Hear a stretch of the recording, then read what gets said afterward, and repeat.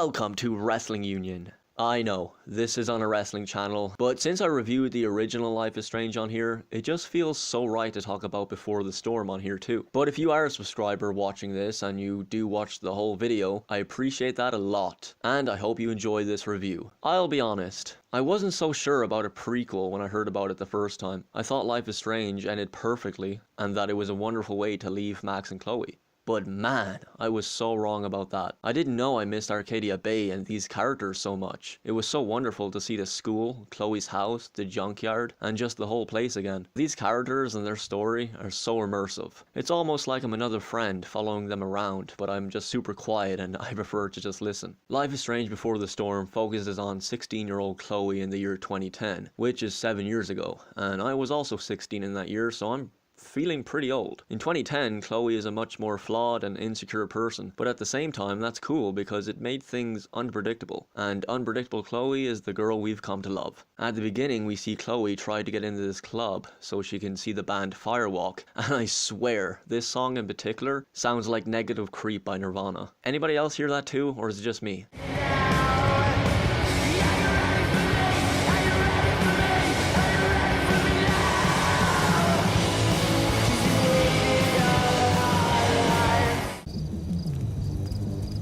You miss? You gotta let me in. Check it. I'm totally legit. What I did like a lot was the Backtalk option, which allows you to choose a line to say as you try to convince the guy to let you into this club. I didn't fail at this at all during episode 1, and I don't know if you can fail at the Backtalk option, but I really like it. Again, I really don't know if you can fail this, but yeah, from what I saw and played through, it's a fine feature.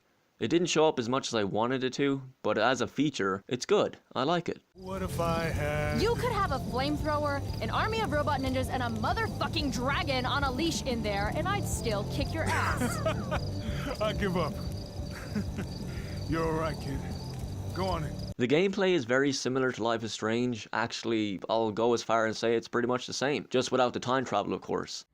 I think the only reason Mom hasn't recarpeted is so she can stay mad at me. You can still go up to people and talk to them, along with an option to choose what you're going to say to a person, and I still felt that rewarding feeling when I made a person feel really good. So, what did you think?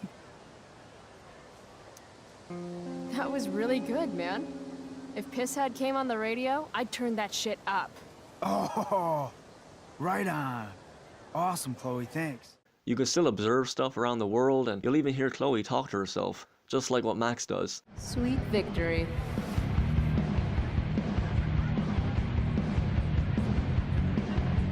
That's like $200. And you can also look at text messages. Man, it feels odd seeing the year 2009 in a message. Huh, seems like a long time ago now. The only problem I did have was moving the camera around in gameplay. You can change this up in the settings, but anytime I change it up, it would move either too fast or too slow. But if you get it just right in the settings, it'll be just fine. Plus, after a while, this becomes less of a problem anyway, and I stopped thinking about it. Have a good day. You too. Bringing David his keys is about the most humiliating thing Mom could ask me to do. Chloe's moments with her mom and step-douche were brief, and maybe we'll get more in the other episodes. But from what I saw, I still can't stand David. But also, at the same time, with Chloe's dad gone, I'm glad Joyce is able to move on and maybe become a much happier person. So in that sense, I'm glad David is here. But then I look at it from Chloe's perspective, and I still can't stand the guy. It's a weird mix of feelings I got going on here, but saying that, I was actually nice to both Joyce and David in this episode, because I can see that times are tough right now and they're in a very dark place in their lives. So, you know what? I decided to give them all a break. There is no time travel in this game, and I was confused on what Chloe would have when I first heard about the game, but she doesn't have any powers, and that's fine. Because what this game focuses on the most is story and characters. Something Life is Strange did too, but I'm totally okay if they want to stick to just that. If they ever want to make a Life is Strange 2 without powers, I really do feel just fine about that. It's why I love games like The Walking Dead. Sure, zombies are hella cool, but it's the characters and story that I really focus on. And in Life is Strange, the time travel option is cool, and even though it was a big part of the game, it definitely wasn't my main focus.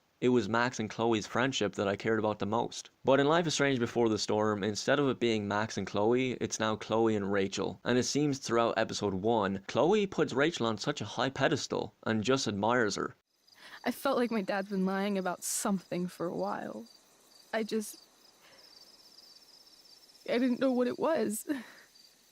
So when I saw he got a text from an unknown number asking him to meet, I thought I could catch him or something. Without Max and her dad, Chloe feels alone, so when Rachel comes into her life, it's really nice seeing Chloe have a great time with her, and for once, actually having fun with a person, even though it's not Max or her dad. It's odd because they have the most normal conversations, but yet I'm so interested in what they have to say to each other. I also know how Chloe feels. She meets that one person who she just finds amazing and actually different than the people she regularly comes in contact with. It's refreshing, and it can bring a whole new perspective into your life. It's nice. But Rachel isn't in the best place in her life either, just like Chloe. We learn that her dad cheats on her mom, and of course is angered by this. And we learn that Rachel is very angry. More angry than Chloe, it seems. Chloe seems way more calm and less fucked up than Rachel. But with each other by their side, they now have each other to overcome the frustration and anger with the world together. So Life is Strange Before the Storm is a great start to me, and I did buy the season pass, so I'm ready to play episode 2 as soon as it releases. Again, I wasn't sure if I wanted to buy Life is Strange Before the Storm, but I'm so glad I bought it, because just like the first Life is Strange, Before the Storm has that lonesome and nostalgic atmosphere that I've come to love. Plus the game is packed with detail, personality, and a story I'm very much into. And I can't help but feel so happy that we're back at Arcadia Bay to see Chloe. I still love to observe stuff, and believe me, there's plenty to look at, take part in, and enjoy.